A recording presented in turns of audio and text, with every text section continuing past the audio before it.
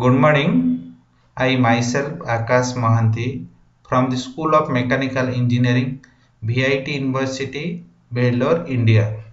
Today we will discuss about the thin cells.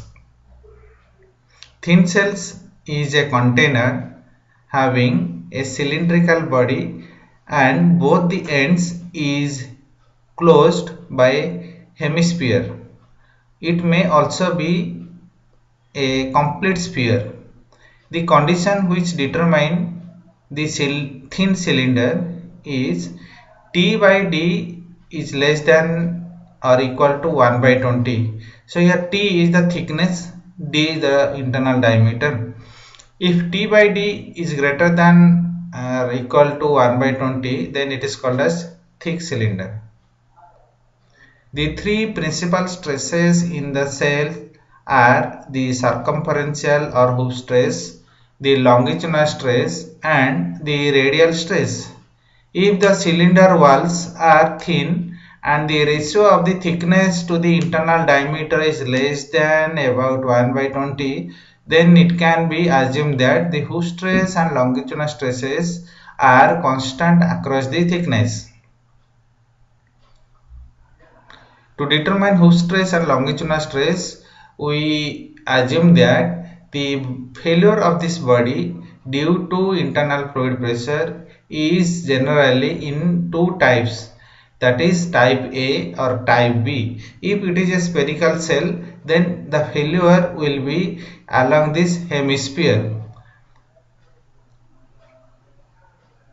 The abbreviations which is used are P, capital P or small p, this is called internal fluid pressure. D, capital D or small d, this is diameter of the cell, and small t is the thickness of the cell wall. By considering a capsule type spherical vessels which is filled in circumferential direction or in longitudinal directions, by comparing the bursting force is equal to resisting force for the both the cases, we have taken this hemisphere as well as the cylindrical part of the pressure vessel. We can derive the equations for the hoof stress as sigma 1 or sigma c is equal to PD by 2t, joint efficiency in longitudinal direction, and the longitudinal stress, that is sigma 2 or sigma L, that is PD by 4t, efficiency C means circumferential joint efficiency. If the pipe is seamless, then the joint efficiencies are 100%. If the pipes are joints by welding or riveting operation, then joint efficiency should be considered for the determination of the hoof stress and longitudinal stress.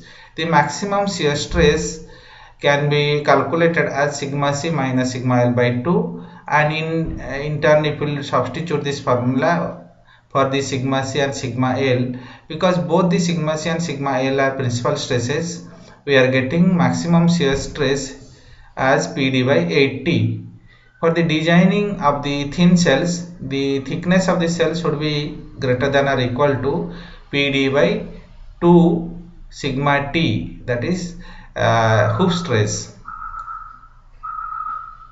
The change of dimensions of a thin cylinder due to internal pressure can be calculated by using these formulas, where L is the length of the cell, D is the diameter of the cell, T is the thickness of the cell, P is the internal fluid pressure, mu or 1 by m is Poisson's ratio, delta D is change of diameter, delta L is change of length, and delta V is the change of volume.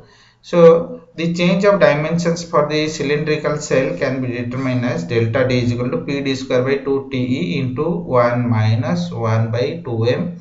Delta L is PdL by 4TE into 1 minus 2 by m. Delta V is equal to PdV, V is the volume of the cylindrical cell, divided by 2TE into 5 by 2 minus 2 by m. The cylindrical cell with hemispherical ends having T1 as the thickness of the cylindrical part and T2 is the thickness of the hemispherical end. So the T1 is equal to 2 times T2. For the spherical cells, due to internal fluid pressure. The circumferential stress is equal to longitudinal stress is equal to sigma, that is equal to PD by 4T into joint efficiency if any. Delta D is the change of diameter of the spherical shell is calculated by using the formula PD square by 4TE into 1 minus 1 by m. Delta V is the change of volume, can be calculated as 3PD divided by 4TE into 1 minus 1 by m into volume, that is 4 by 3 pi r cube. Thank you.